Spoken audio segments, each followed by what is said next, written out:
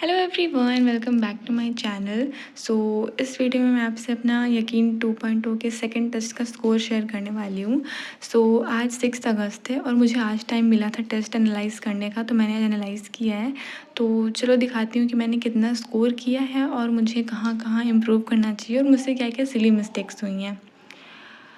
सबसे पहले मैं अपने फर्स्ट टेस्ट का दिखाती हूँ। तो फर्स्ट टेस्ट में मैंने 620 स्कोर किया था और मेरी रैंक थी 10,803।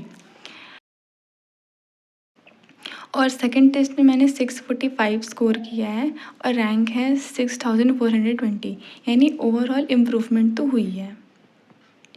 तो टोटल मेरे 163 क्वेश्चन सही हुए थे, 7 क्वेश्चन मैंने गलत किए थे और 10 क्वेश्चंस मैंने स्किप किए थे।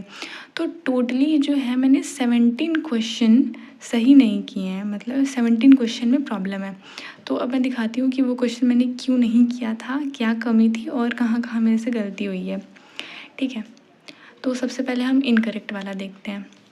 तो सबसे पहले फ़िज़िक्स देखते हैं। तो मैंने एनालाइज़ किया और मुझे पता चला कि फ़िज़िक्स में जो मेरे most of the question wrong हुए हैं वो प्रैक्टिस ना करने की वजह से हुए हैं। मतलब क्वेश्चन बहुत ज़्यादा ईजी थे फ़िज़िक्स के, बस मैंने क्वेश्चन प्रैक्टिस नहीं की थी वेक्टर की, मैंने बस लेक्चर लिया था और फिर मैं टेस्ट देने बैठ गई थी। ठीक है, तो इसलिए मेरा फ़िज़िक्स में most of the question wrong हुआ है। तो एक ये वाला क्वेश्चन मेरा रॉन्ग हुआ है। इसमें आई थिंक 90 डिग्री है, इसमें वो डॉट प्रोडक्ट वाला फॉर्मूला लगा था और मैंने डायरेक्ट इसको मतलब ग्राफ पे प्लॉट करके ये पता नहीं कैसे 180 निकाल दिया था, तो ये मेरा रॉन्ग हो गया था। देन है क्वेश्चन नंबर 9। तो ये मैंने मतलब इसमें ए और बी वेक्टर के बीच का एंगल निकालना था, तो मैंने पाइथागोरस थ्योरम लगा के ये वाला एंगल निकाला था। तो ये आई थिंक कितना आ रहा था, हाँ ये 60 डिग्री आ रहा था। ठीक है, बट यहाँ देखो, यहाँ पे मेरी सिली मिस्टेक हुई है कि यहाँ पे हेड और टेल मिला हुआ है, तो मैंने यही वाला एंगल मार्क कर दिया था, लेकिन इसके बीच का एंगल 120 होगा।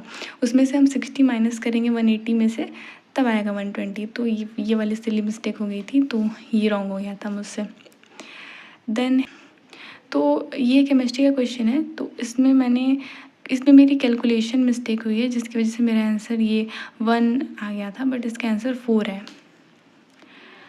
फिर है ये जो बॉटनी का क्वेश्चन था, मुझे लग रहा है इसमें आंसर की में कोई प्रॉब्लम है। ये मैंने सही मार्क किया था, मतलब इसमें मोर देन 1 ऑप्शन नहीं होगा, इसमें इसका आंसर है प्रोकैरियोटिक राइबोसोम, बट आंसर की में मोर देन 1 शो कर रहा है क्योंकि यहाँ पे 80s राइबोसोम दिया हुआ है, तो ऑब्वियसली इसका लार्जर सब यूनिट 60s है और ये यूकैरियोटिक में पाया जाता है, तो इसका आंसर यही होगा। ये आई गेस मेरा सही था, आंसर की में कोई प्रॉब्लम है। देन ये गोल्गी अपैरेटस का साइज वाला था, तो इसमें मैं कंफ्यूज हो गई थी, तो उसकी वजह से रॉन्ग हो गया था। तो मुझे जो डेटा है उसको अच्छे से लर्न करना पड़ेगा।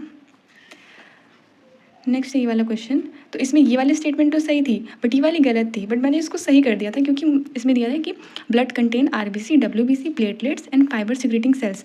तो एक पल के लिए मुझे लगा कि फाइबर सिक्रेटिंग सेल्स तो नहीं होते हैं, फिर मेरे दिमाग में आया कि जब हमें चोट लगती है तो कुछ फाइब्रोनोजन, फाइब्रिन्स वगैरह सिक्रीट होते हैं, बट हाँ सिक्रीट तो होते हैं, लेकिन एज सच ब्लड में कोई फाइबर सिक्रेटिंग सेल्स नहीं होते हैं।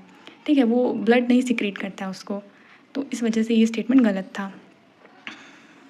देन ये वाला क्वेश्चन, इसमें तो भाई मैं सही से मैंने क्वेश्चन नहीं पढ़ा, इसकी वजह से रॉन्ग हुआ है क्योंकि यहाँ पे ना मैंने डायरेक्ट यहाँ पे वोकल सैक्स देखे, कॉपुलेटरी पैड देखा और मैंने तो उन्हें मेल फ्रॉग मार्क कर दिया, जबकि यहाँ पे लैकिंग था, ये मुझे दिखा ही नहीं।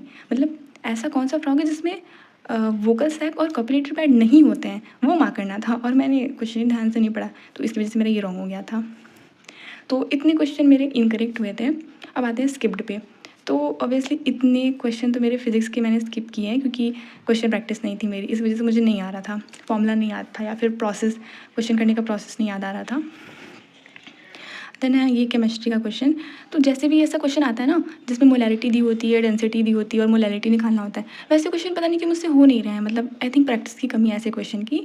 तो ऐसे क्वेश्चन की मुझे प्रैक्टिस करनी होगी जिसमें डेंसिटी दिया होता है और ऐसे मतलब पूछता है, तो ये क्वेश्चन मैंने स्किप कर दिया था। देन है ये इस वाले केमिस्ट्री, इस केमिस्ट्री के क्वेश्चन में मुझे ये लैंग्वेज नहीं समझ में आ रही थी कि 1 ग्राम एटम नाइट्रोजन मतलब होता क्या है, बल्कि सबसे ईजीएस्ट क्वेश्चन था ये, फिर भी मतलब लैंग्वेज में फंस गई थी मैं, बट अब मैं इसको अच्छे से देख लूँगी कि कैसे होता है, इसका मतलब क्या है। Then the last question is this. तो इसमें सारे स्टेटमेंट, मतलब एक ये वाला स्टेटमेंट गलत था, ये दोनों सही था। और इसमें मैं कंफ्यूज़ हो गई थी कि ये सही है कि गलत है। मतलब कि अब ये गलत है, बट मैं कंफ्यूज़ थी, इसलिए मैंने इसको मार्क नहीं किया था, मैंने इसको स्किप कर दिया था।